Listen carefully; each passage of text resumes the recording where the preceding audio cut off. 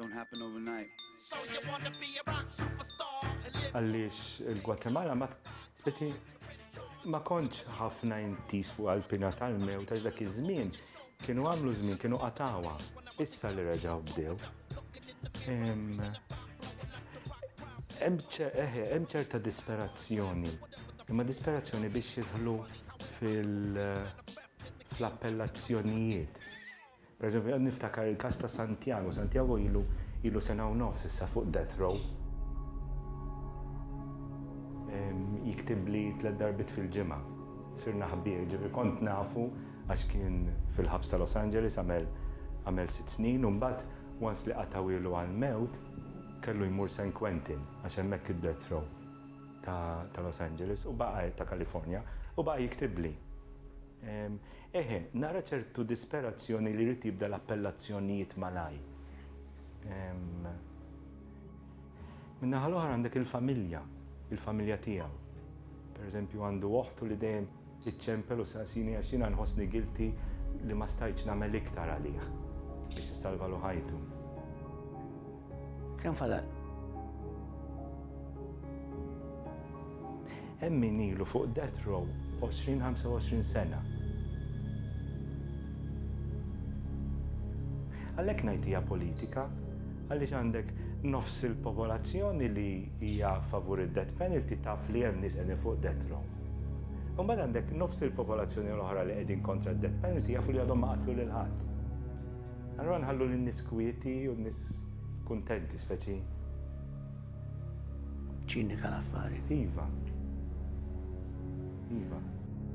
Mela, wara Sud Amerika inti sibt ruħek Los Angeles. Fejn ikun hemm ħafna gwerer bejn il-gangs,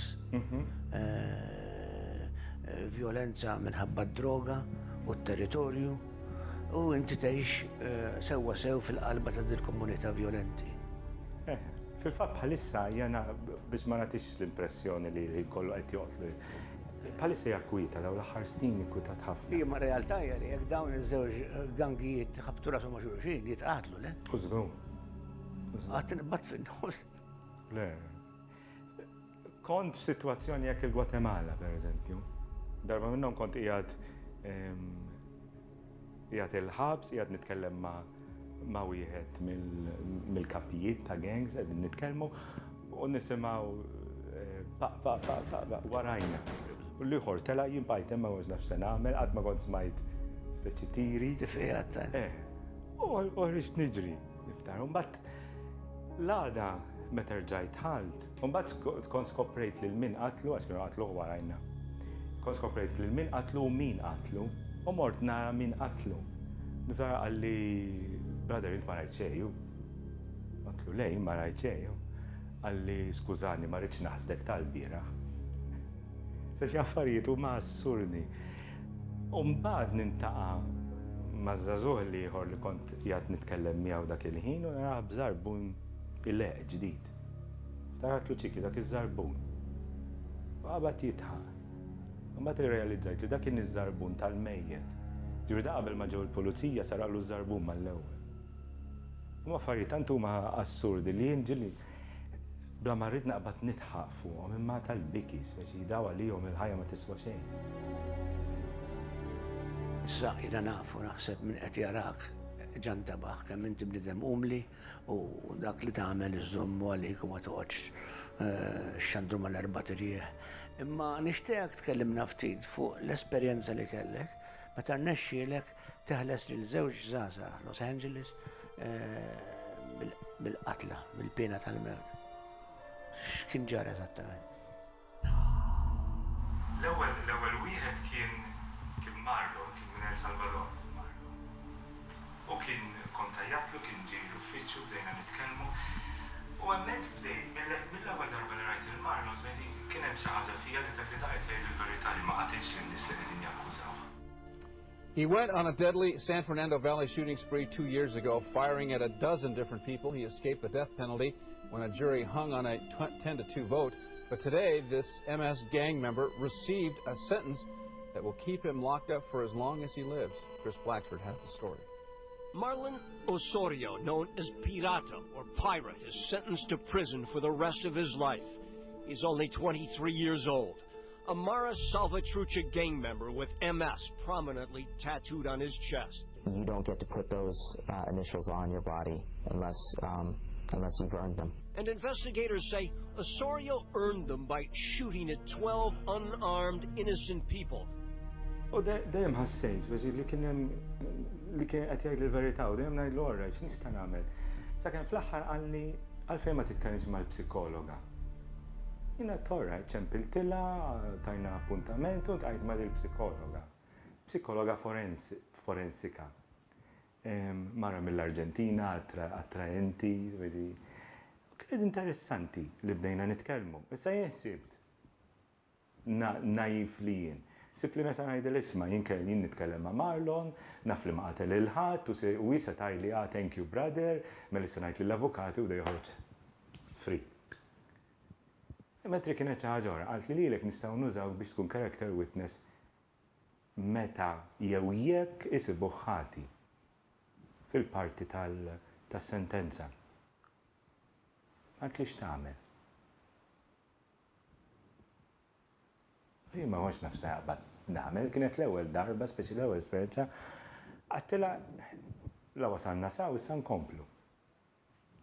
Speċi kienet sempliċi jekk, ma kontx nafa xi ġdieħel.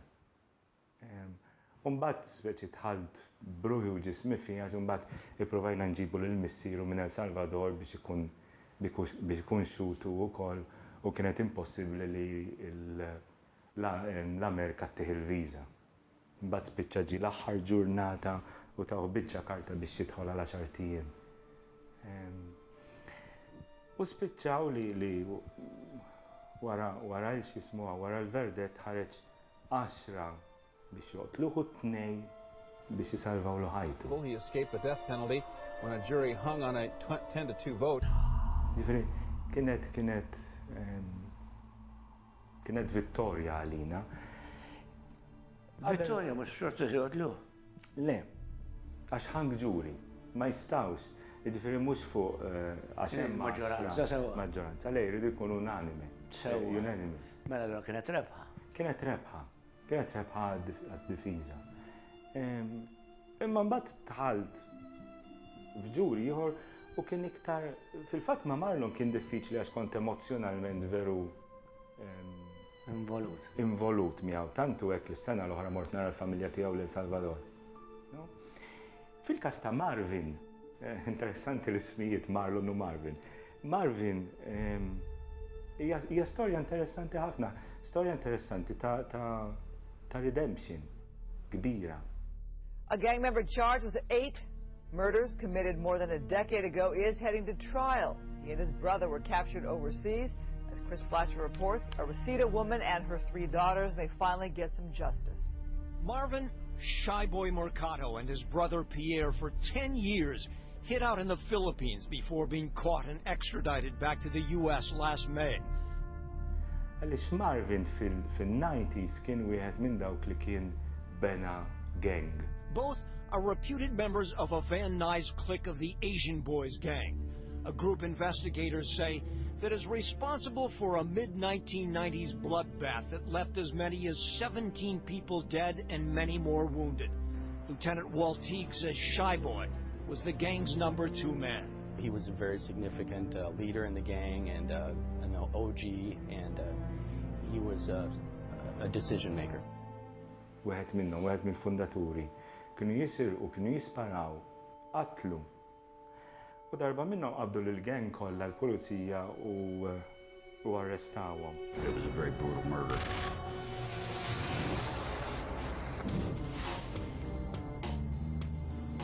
In 1996, the Los Angeles Police Department finally formed a special task force to investigate the Asian Boys. ABC leader Sophie Men was in the house, as were the high-ranking Mercado brothers. Ma kellhomx daqshekk provi u ħallewhom jitilqu. L-għada kif ħallewhom jitilqu, Marvin qabad il-passaport u mar il-Filippini għax hu minn familja Filippina. Sophie Men was apprehended a year later in Cambodia, but the Mercados evaded capture. Marru Filippini, ta' qed nitkellmu fin-90s, early 90s, 91. Marru Filippini u biddel ħajtu. Għal-bidu biddel ħajtu ħajsen ġdid, ħapassat ġdid, inqata minn kulħadd, inqata mill-familja tiegħu totalment ħalli ma jsibux. Imma mbagħad bidel ħajtu mari Għal kollox lill-qassis u speċi għallu issa x'nagħmel immur nagħtiru il-pulizija u l-qassis għallu l-estenna. Niftakru jgħidli li meta taħ la soluzzjoni beda jistenna li tieħ xi 5,000 rużarju. U l-qassis għallu biss aħfer lilek innifsek. Sadattant Marvin beda jmur mara sagramenti, kompla bil-knisa, kompla jmur il-knisa, beda jmur irtiri, beda jmur korsijiet fuq self-help, beda negozju, intaqa ma' mara fuqet minn dawn l-irtiri, u mbagħad eventwalment intaqa ma' tifla tagħha u żewġu. Il-mara jew l-tifla? L-tifla, l-tifla. Mid-dera kellhom tieġ għax iż-żewġ ġo familja sinjura ħafna. U għara sena u nofs li kienu miż-żewġin jaqbduh il-pulizija. But Big Brother Shy Boy ran to Il-pulizija jdaħlu il-ħabs il-Filippini, għamil sena u nofs il-Filippini, kieku rrid kellu ċans jaħrab mill-Filippini wkoll għax kellhom flus biex jaħarbu. Imma ddeċida li ma jaħrabx. U dejjem laqatni xi ħaġa il-ġenwinità tiegħu, speċi sinċir. Niftakar l-ewwel darba li rajtu għalli jien qiegħed fil-post fejn suppost qiegħed. U kont nara. Bqajt nara ġifieri darba darbtej fil-ġimgħa u wasal iż-żmien tal-ġuri. U l-avukat saqsini jekk nistax nitla' nixhedd favur tiegħu. Kienet interessanti u diffiċli għax darba l-prosekutur ma ridnix. Bl-ebda mod ma ridni nitla' nixhedd. Kien jaf l-istorja tiegħek? Kien jaf l-istorja tiegħu, mhux tiegħi.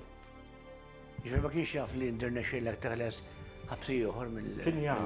Imma laqqas kienet daqshekk kbira dakinhar għax 10 konta 2. Mhix speċi orrajt hemm ir-rebħa imma ma ħallikx da x'ġara. Għaliex għax hu kien jaf li dar raġel mhux ħaqqu l-mewt għax ġifieri daw issa għaddew 15-il sena. Speċi da biddel ħajtu. Issa trid tittir pena tal-mewt wara li biddel ħajtu. Mela ma kienx hemm bżonn l-interventi hekk tista' tgħid? Iva, kien hemm bżonnu għaliex il-prosekutur dejjem joħorġu bħala l-ikbar monstru. U kienet il-parti tiegħi li rrid noħorġu bħala persuna. Persuna li anke jekk ħatja, fil-fatt hija interessanti għaliex Marvin qatt ma qatel lil ħadd, imma dejjem kien hemm. Li għalkemm ħatja mhijiex worth it li toqtol lil xi ħadd. U riżultat? Tlajt nixed il-prosekutur rrid iġibni żiber ġifieri minn dak it-tip li jirridikulak, idaħlek f'dubji quddiem il-ġurati jipprova he discredits you. Meta wara ġimgħa li jiddeliberaw ħareġ il-verdett. Ħareġ il-verdett 12 favur il-ħajja. U kienet rebħa kbira li ġdaw il-ġurati jiġu mażulin apposta għaliex huma favur il-pena tal-mewt. Jiġifieri li jkollok 12 persuna li tara li attempt bija f'dil persuna li kapaċi tissepara x'għamel mill-persuna tiegħu. Jiena lija speċi huma nista' integrità kbira. Ġifieri inta rasek mistrieħa li għandek post il-ġenna. Min jaf. Imma Jiena sepp Marvin jitla l-ġenna qabli. Sitt il-mewt tmissa bidek. Tibża minna. Naħseb bħal kullu ma neħed nibża minna fis-sens ma tafx kif se tmutu. Il-messaġġ, le, jien niftakar waħda, ġifieri meta kont fil-ġuri ta' Marvin, jiena ħaġa jekk ħajoqtlu l-Marvin għalija se tkun kbira ħafna, se tkun batija ħafna għaliex ħabib ta' Marvin. Imma fuq il-livell spiritwali minnix speċi ma tippreokkupanix jekk joqtlu sew le. Għax hu laħaq ċertu stat spiritwali li he's at peace ma' Alla u ma' l-oħrajn. Allora speċi hija anke għalija jekk jiena qiegħed fil-paċi ma' Alla ma' l-oħrajn u miegħi nnifsi, m'għandix għalfejn tbeżżani il-mewt. Temmen fl-eutanazja? Le. Preferi toqgħod dipendenti fuq magna minkejja l-fatt li inti umrok kollu qed tgħixu tagħmel il-ġid il-proxmu tiegħek. Darba minnhom kien hemm każ il-Kolombja ta' ġuvni li kienu qed jilagħbu fi swimming pool żgħar ta' tfal tal-plastik u kien bil-qeda wieħed qabeż fuqu u farraklu għonqu. 21 sena, jiġifieri dan qiegħed f'sodda l-omru issa. Allura l-fejn qed tgħid dak-każ? Qed ngħidha l-każ għax speċi għandu omru ibati fis-sodda. Toqtlu? Ma toqtlux? Le. Carmen, jiena f'isem il-produzzjoni u l-istazzjon nixtieqlek ħidma kontinwa fil-qasam li għażilt taħdem fih bil-ftit li tqajna miegħek irrealizzajna b'mod ċar li inti għandek għal qalbek il-ġid tal-proxmu tiegħek u forsi qed tissogra ħajtek biex tagħmel dak li temmen fih. Nittama li jekk inti toħlom li xi darba nqaċtu, żradikaw il-kultura